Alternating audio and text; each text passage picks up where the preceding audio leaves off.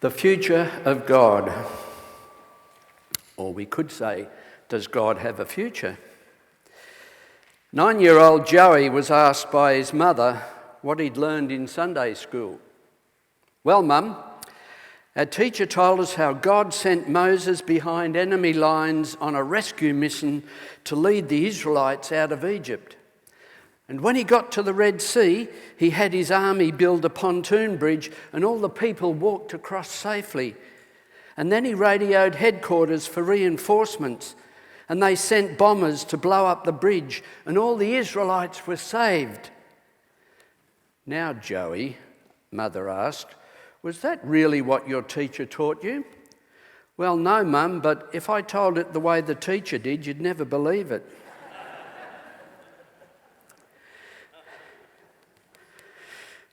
All of the three main monotheistic religions, Christianity, Judaism and Islam, develop stories and teachings hoping to address and to provide answers to all of the human philosophical questions. Those who are followers of these religions believe that these writings are not just stories about the gods, but the words of the one true God. Peter Klein, in his book Beyond God, suggests that we consider this scenario. If you're a Christian, Jewish or Hindu, you do not believe that Muhammad was the prophet of Allah, the God of Islam, and that using his superpowers he flew to heaven on a winged horse, or that the stories and the laws of the Quran are an accurate account of what happened 1500 years ago as a prescription of the correct way for all humans to behave. Likewise, if you are a Christian, Muslim or Hindu, you would not believe that the Jews are the special people of Yahweh, the God of Judaism, or that the stories and the laws of the Old Testament are an accurate summation of what happened 4,000 to 6,000 years ago to delineate how humans ought to live their lives. And if you were a Muslim, Hindu or Jewish, you do not believe that Jesus had supernatural powers and is the son of a three-in-one God, or that stories and commandments in the New Testament are an accurate indication of what happened 2,000 years ago, and that the teachings of Jesus is the only way to live your life. And if you are a Christian, Jewish or Muslim, you do not believe that the various Hindu gods such as Brahman, Shiva, Vishnu, Ganesha, Parvati, Lakshmi and Kali and hundreds of other gods and its many associated texts are an accurate depiction of how the world was created and their prescription of how human beings are to live. Well, if Muslim beliefs are correct, then 1.6 billion are right and 5.4 billion people are wrong. If Jewish beliefs are right and the right pathway to the divine, then 14 million people are right and 7 billion people are wrong. If Jesus is the only way to God, then 2.2 billion people are right and nearly 5 billion people are wrong. And if Hindu teachings are the way to God, then 1 billion people are right and 6 billion people are wrong. But what if they are all right and that these religions are all pointers to the divine? They are just taking different pathways. And perhaps a further question in the history of the human race, with over 3,000 gods to choose from since human history began, how do we come to believe in the ones that we believe in today? When we consider the number of books that have been written over recent years by atheistic authors such as Sam Harris, Richard Dawkins, Christopher Hitchens, Peter Klein, and Michel Onfray, and others, we must ask the question, who or what is the God that these authors reject? Are they rejecting the idea of a God defined as a supernatural person who invades human life occasionally to accomplish his will? The Shorter Oxford Dictionary defines theism as a belief in one God as creator and supreme ruler of the universe. And in one of his books, Bishop Jack Spong defines the definition of God found in the Hebrew Scriptures as a belief in an external, personal, supernatural, and potentially invasive being. So the question for us is, what then is God? Is the very idea of God a human construct and delusion? Can a human definition ever exhaust the meaning of God? After all we have is human language to explain our understanding of this theistic God.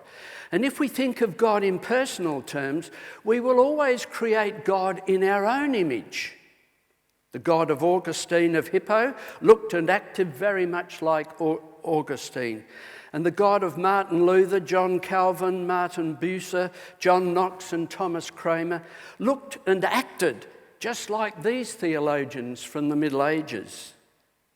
And many theologians today and recent past, such as Bishop Spong, Lloyd Gearing, Karen Armstrong, Don Cubitt, John A.T. Robinson, John Dominic Crossan, Bart Ehrman, and Australian theologians like Val Webb and Michael Morwood and others, they all argue that the old theistic view of God no longer works for people. The things that people in the past called miracles are explained today in the context of modern scientific understanding. We no longer need a God of the gaps to explain the inexplicable. Perhaps we once saw God as the creator of droughts, storms, floods, hurricanes and cyclones, and then we began to understand the influence of El Nino and human contributions to our climate, and the idea of a supernatural being directing all this seems absurd. And yet, within the churches and the halls of theology, people still teach and believe this view of a supernatural being. In Karen Armstrong's book, A History of God, she has suggested that Jews, Christians and Muslims were all at some time accused of being atheists when they began to challenge the popular religious ideas of their day. And if the religion of the future depends on keeping alive the definitions of theism, then what humans call religion and our experience of it will perhaps come to an end. Writing from his prison cell in World War II, the German theologian Dietrich Bonhoeffer stated that the time of religion was over, and he argued that soon there will be no religion at all. Human beings who are really modern cannot be religious anymore, he argued. And it caused a question to be articulated: how will Christianity make it into the future without being able to presuppose religion? Bonhoeffer was really wondering about the new shape of faith in a time when human beings can do without and are even better off without any religion whatsoever. In his phrase, a religionless Christianity, what did he mean?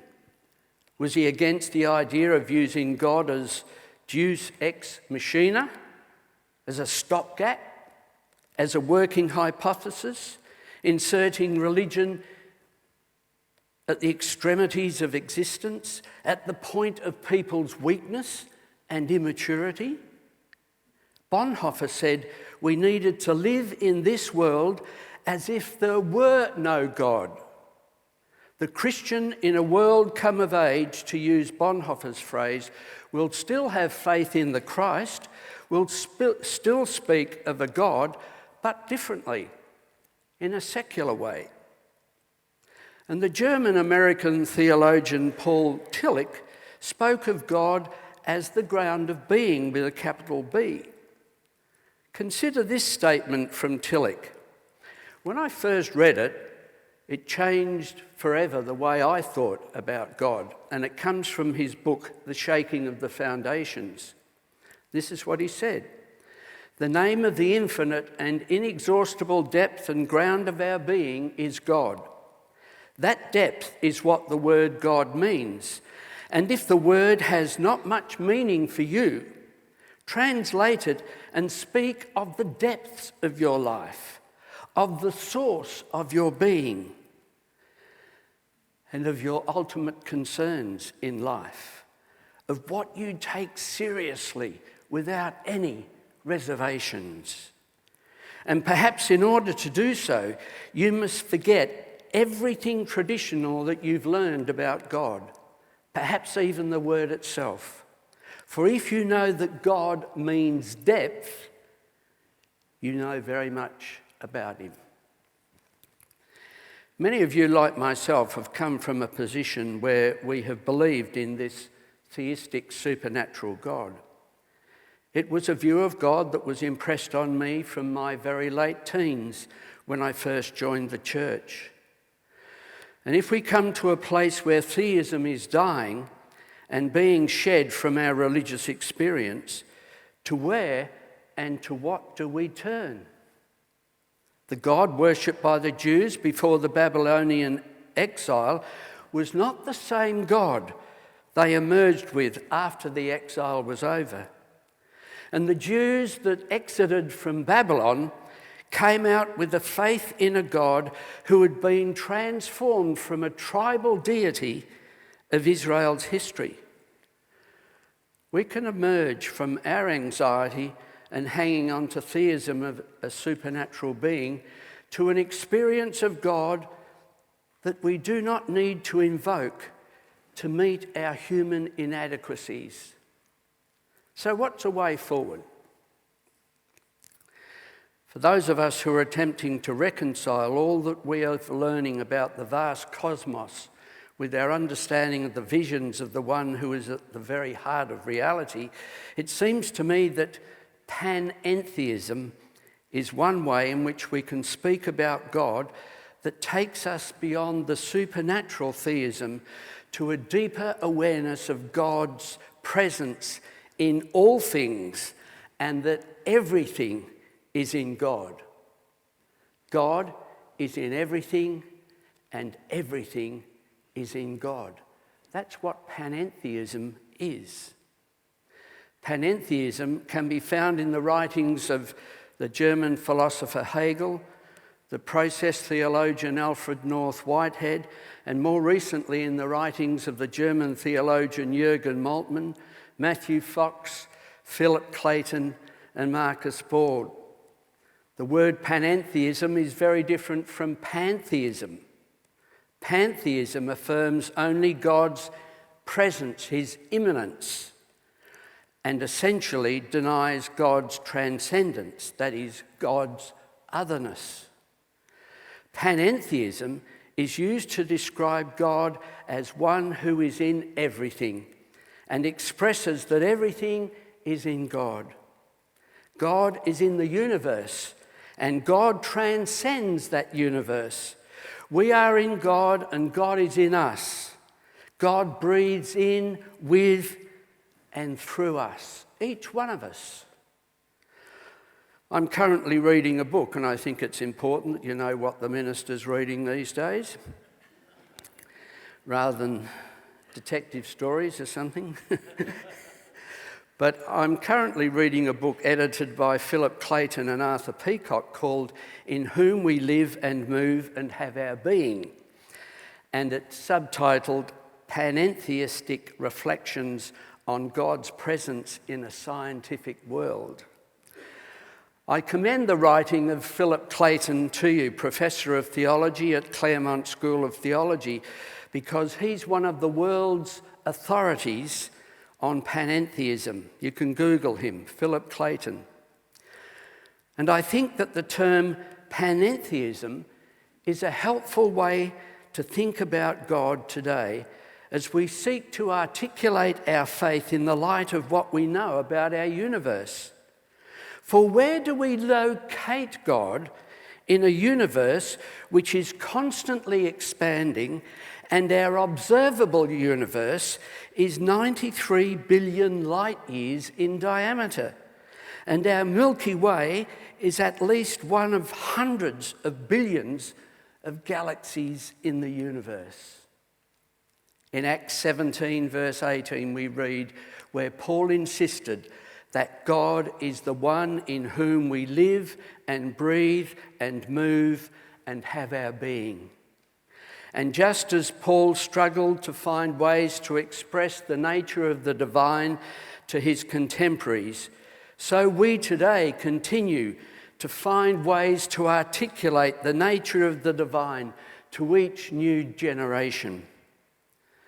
I finish with a verse from the Hindu scriptures, the Bhagavad Gita, chapter 6, verse 30. This is what it says.